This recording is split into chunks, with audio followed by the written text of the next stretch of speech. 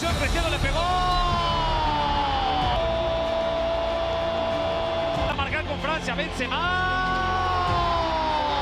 Tidak terasa perhelatan Euro 2020 telah memasuki fase knockout.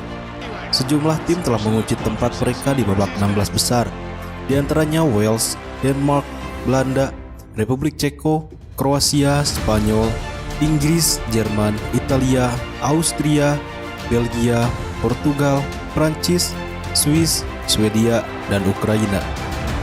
Pertandingan-pertandingan menarik akan tersaji di babak 16 besar. Beberapa pertandingan klasik pun akan terjadi. Namun sebelum itu kita akan bahas sedikit tentang profil perjalanan masing-masing tim dan kans mereka di ajang Euro kali ini.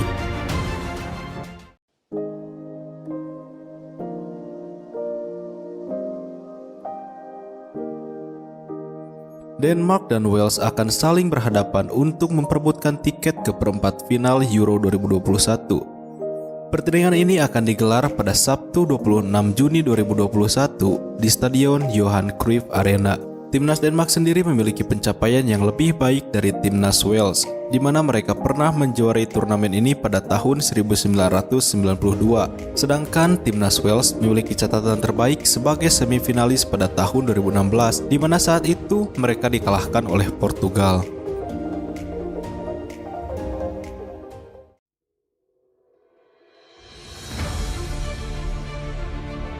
Italia yang bangkit dan tampil brilian dengan menyapu bersih semua kemenangan di 3 pertandingan fase grup akan berhadapan dengan Austria di Wembley Stadium pada Minggu 27 Juni 2021. Italia sendiri memiliki catatan pencapaian yang lebih baik, di mana mereka pernah menjadi juara pada tahun 1968. Sedangkan Austria untuk pertama kalinya lolos ke babak knockout setelah sebelumnya hanya berakhir di fase grup.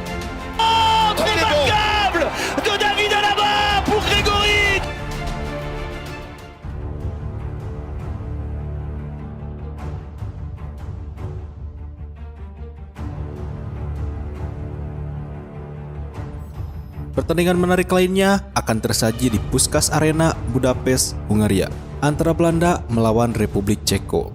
Belanda akan tampil dengan sangat percaya diri karena di 3 pertandingan di babak fase grup, Belanda berhasil menyapu bersih semua kemenangan.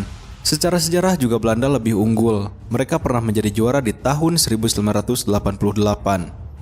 Sedangkan Republik Ceko sendiri tampil lumayan baik di 3 pertandingan di fase grup. Meskipun hanya menempati peringkat ketiga, namun berbekal 1 kemenangan, 1 draw, 1 kekalahan dan mengemas 4 poin, Republik Ceko berhak tampil di babak 16 besar. Pencapaian terbaik Republik Ceko adalah menjadi kampiun pada tahun 1976 saat masih bernama Cekoslovakia.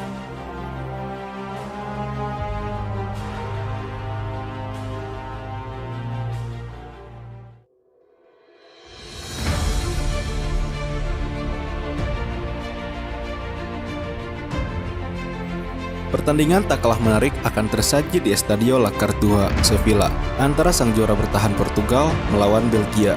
Belgia sendiri tampil sangat impresif di babak penyisihan grup dengan mengantongi 3 kemenangan dari 3 laga alias sapu bersih. Lukaku dan kawan-kawan tampil sangat produktif dengan menyerangkan 7 gol dan hanya kemasukan 1 gol. Pencapaian terbaik Belgia di ajang ini adalah menjadi runner-up pada tahun 1980. Di kubu Portugal sendiri, mereka harus fokus menjaga kans untuk mempertahankan gelar. Meskipun dalam fase grup, Portugal terseok-seok dan hanya menempati posisi ketiga, tapi tidak menutup kemungkinan mereka akan tampil brutal di fase knockout. Karena pada ajang Euro sebelumnya, mereka memulai fase knockout dari posisi 3 di grup, namun berhasil menjadi juara. Pencapaian terbaik Portugal seperti yang kita tahu, mereka adalah juara pada ajang Euro 2016.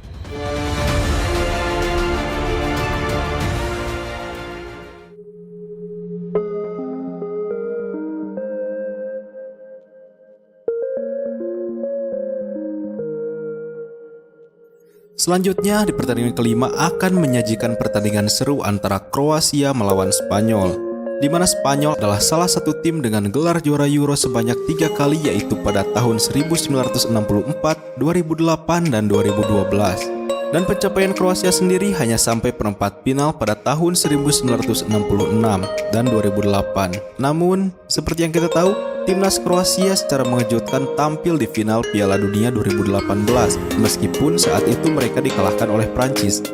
Apakah Kroasia akan kembali tampil mengejutkan seperti yang mereka lakukan di Piala Dunia? Ini akan menarik untuk kita tunggu.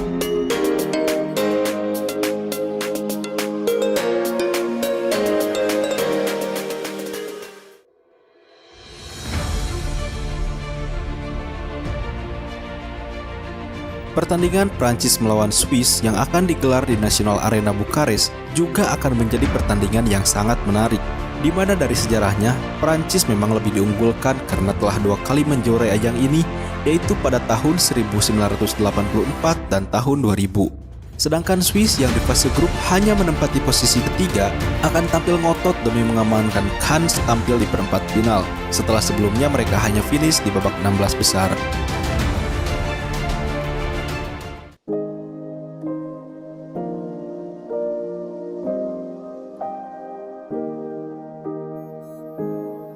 Wembley Stadium akan menjadi panggung babak 16 besar antara tuan rumah Inggris melawan tamunya Jerman. Inggris yang keluar sebagai juara grup D akan mendapat hadangan berat dari runner-up grup F, yaitu Jerman.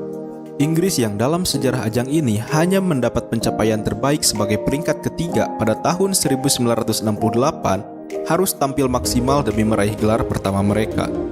Namun, Jerman bukanlah tim sembarangan. Dengan mengoleksi total 3 gelar dan tampil sangat impresif di pertandingan fase grup, tentunya mereka akan bertanding penuh ambisi.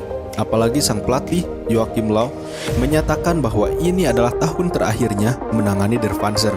Tentunya, menjadi juara di ajang ini akan menjadi hadiah perpisahan yang manis baginya setelah mengabdi selama kurang lebih 15 tahun.